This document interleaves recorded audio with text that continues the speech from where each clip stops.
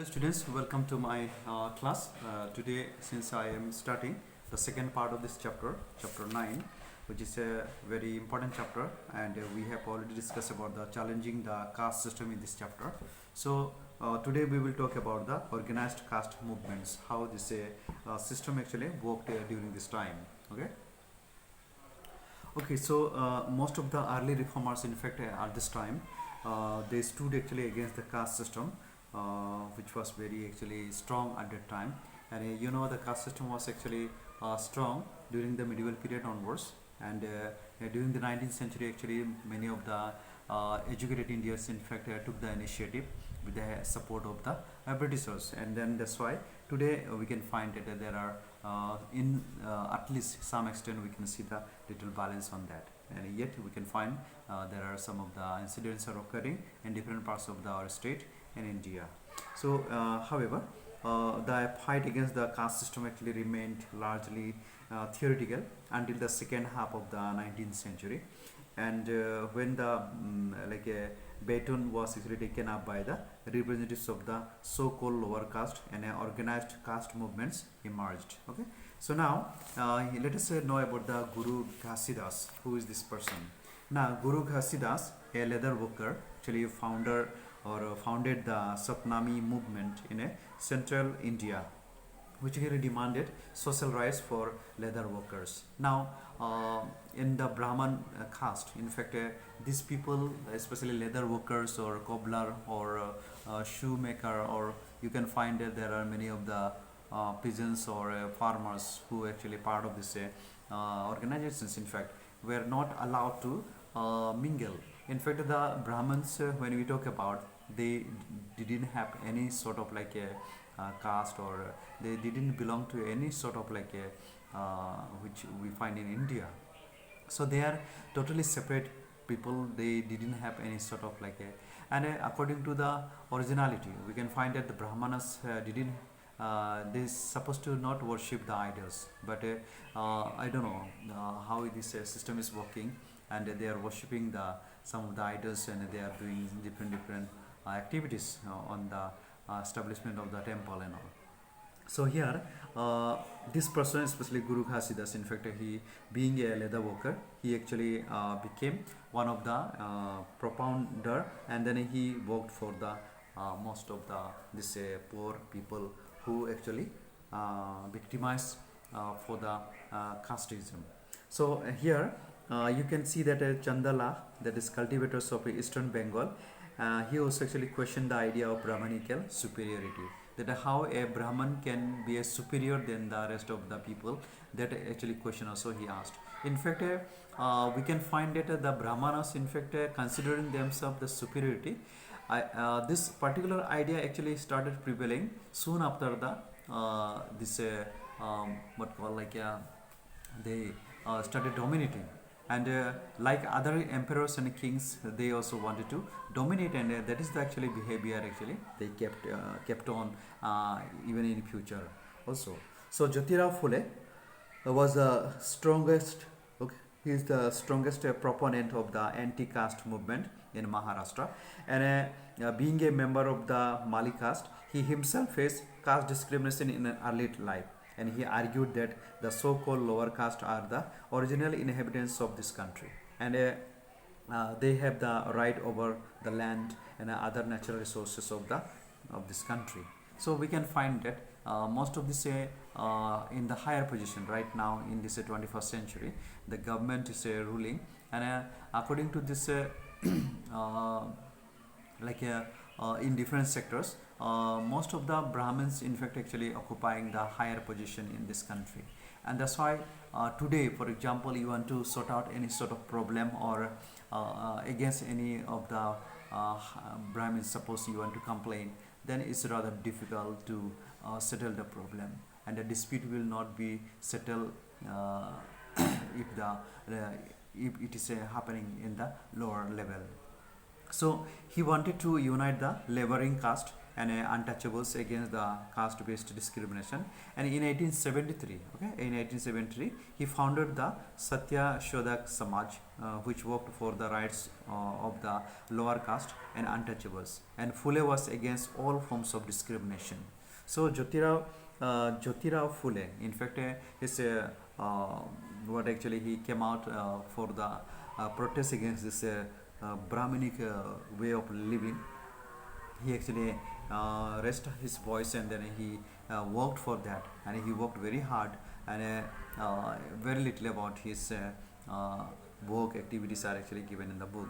So in South India, Virasalingam called for the caste reforms in Andhra Pradesh, and deeply inspired by the ideals of the Brahma Samaj, he founded the Raja Mundari Social Reform Association, and set up social for the untouchables and working classes. So here you can see Virasalingam. Some names let us discuss here in a small details. Again, the Ezhabas organized themselves under Sri Narayan Guru, a famous social reformer from Kerala, who believed in the ideal of universal equality, and he propagated the idea of Oru Jati, Oru Matam, Oru Daivam, Manu Shayanu, one caste, one religion, one God for humankind. So that is the thing actually this Sri Narayan Guru actually he has propounded. Then here in 1903, the Sri Narayana Dharma, that is a Paripalana Yogam, was actually founded, and which worked for the improvement of the socially marginalized. So you can find in our society most of the marginalized groups, especially tribals, were actually deprived of their different lands and property in different places. So many people actually became the marginalized, and such kind of people were actually given the support by this Sri Narayana Dharma.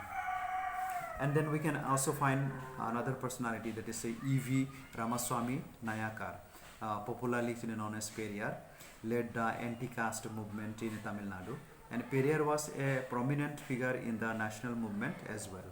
So Periyar also he came out against this caste system, and Periyar in fact as a founder of this society, he also worked actually, and then he became the prominent figure in the national movement as well, and he became a member of the Indian National Congress, but felt it was dominated by the upper caste, and hence decided to quit. So it means you can understand in the 1885, when the Indian National Congress was formed in India during the freedom movement, most of the members were in fact found that they were from the upper caste, and then Pandit and other things were other members were there. So when you see that in the organizations, in the group, suppose you find that there are Brahmins and other people, then surely a person who is from the lower caste, even though he has got a vast knowledge about the world, may not be going in joining. So Periyar is one of them who actually left the party, and so he became a member of the Indian National Congress, but felt it very was dominated by the upper caste, so he quit it. And then Periyar believed that the untouchables have to fight for their rights themselves. With this objective, he founded the self-respect movement. So that's why he encouraged the people that if suppose you are rejected, if you are in spite of your religion, in spite of you are following the religion of this Hinduism, and yet you are rejected by the Brahmins, then better to give up that religion, and better to accept the other religions rather than to suffer under them. So that's why here you can see that there are many of the people infected converted themselves. So in the 12th century, Dr. Bhimrao Ambedkar also became the most dominant figure of the anti-caste movements, and coming from the Mahar community, Ambedkar himself actually experienced caste-based discrimination in his childhood, and then he wrote extensively to highlight the dominance of the upper caste in the society. So a lot of work actually done by B.R. Ambedkar in this time, and even he was not given the chance to become the to in the independence country. In fact, he was not given chance for the what called like in the drafting committee. So he was actually removed from this drafting committee. And this is the trick is done by this Mahatma Gandhi, Nehru, and Sardar Vallabhbhai Patel. So these three people were actually not accepted Dr. Bhimrao Ambedkar as a member of the drafting committee, and they rejected him. And yet, he was actually given the what called support from the Bengal, especially people of Bengal. They elected him, and then he became a very prominent figure of becoming this particular issue.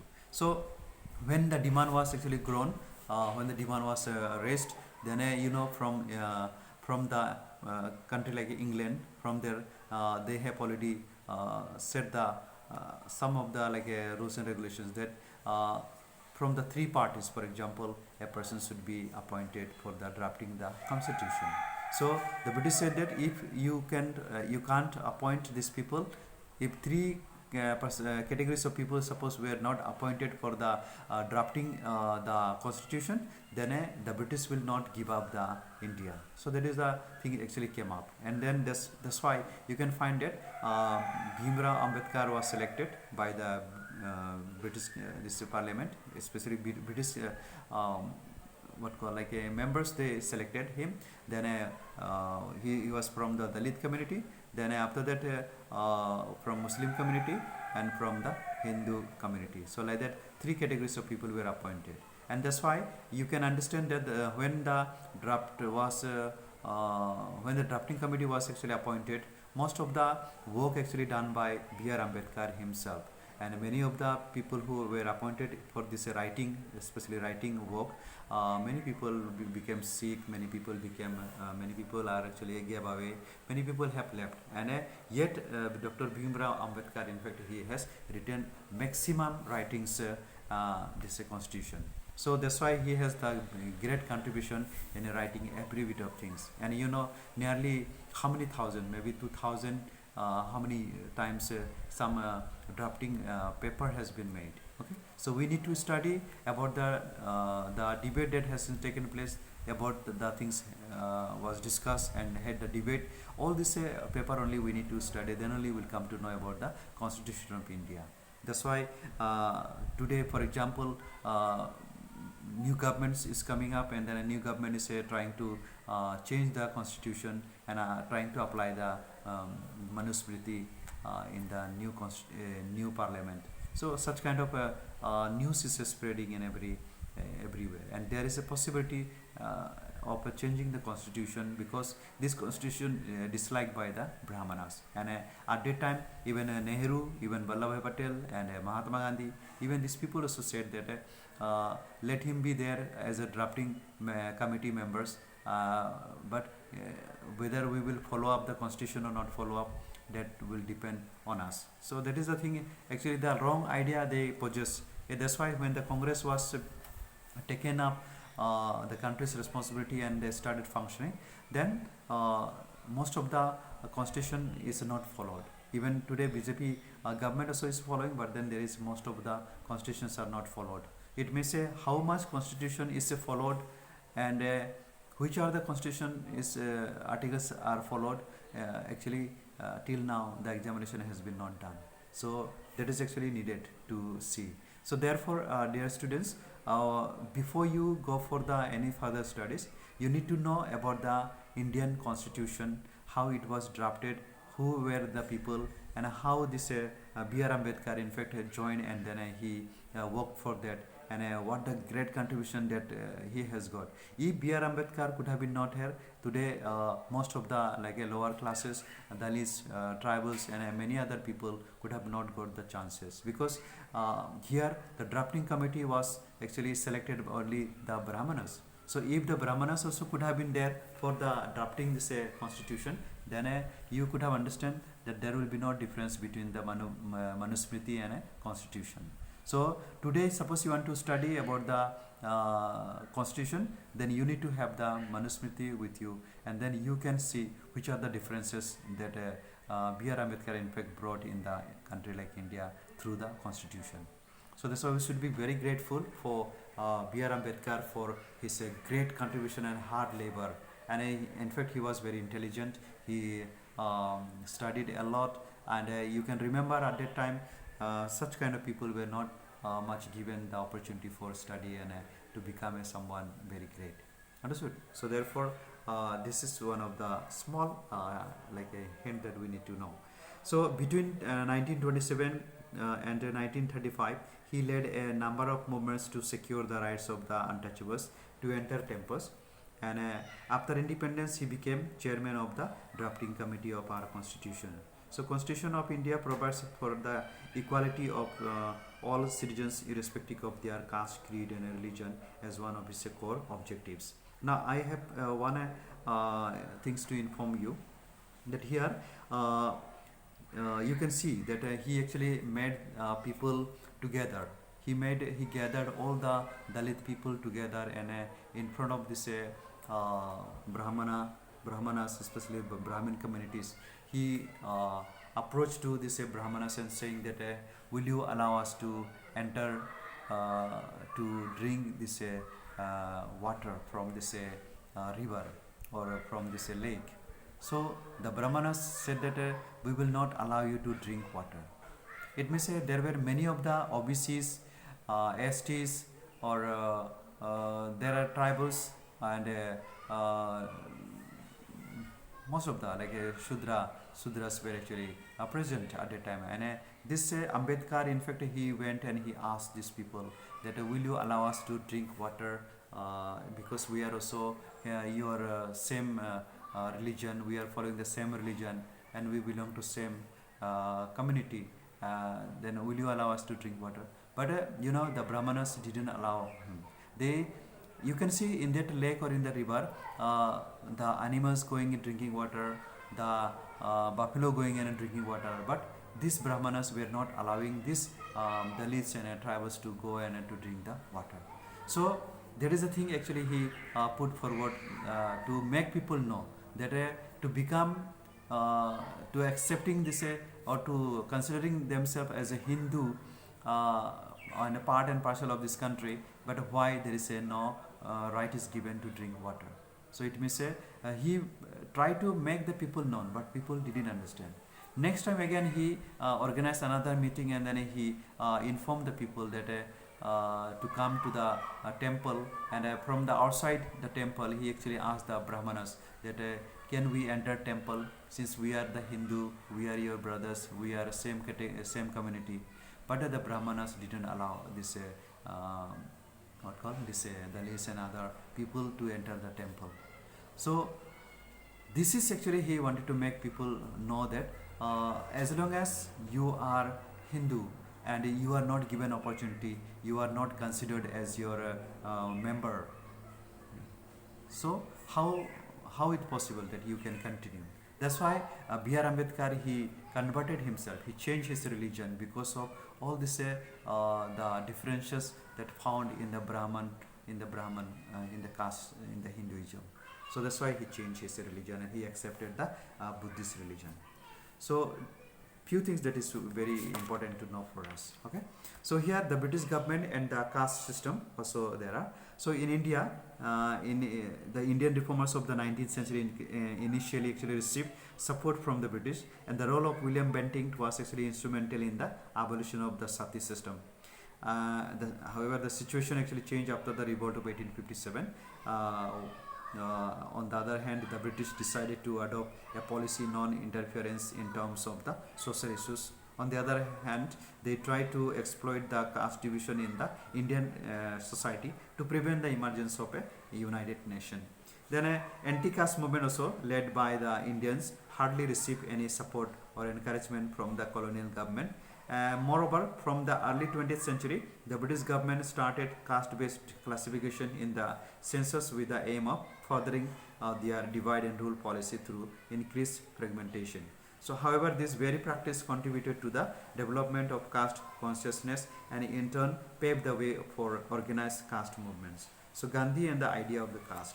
Now, even the Gandhi was also that came up with this one, but whatever the book we have written here, the information is written, it is not correctly actually written, because even Gandhi also, even though he was known as the Bapu of father of the nation, but he also has some extent he created the blockage for the B.R. Ambedkar when he actually wanted to do some sort of movement. So uh, Gandhiji actually called the untouchables Harijans, that is the children of God, and he in 1932 he founded the Harijans Sevak Sangh, which demanded social justice and equal rights for the untouchables. But whatever today you are reading about Gandhiji, in fact, these are hardly there is any truth is hidden in this chapter. So there are many bad things done by Gandhiji, which is not written. So we have to be careful. Even our father of the nation, how he has actually had the feeling towards the Dalits and the tribals. Okay, so okay, so you study this particular chapter and then you get more information about it.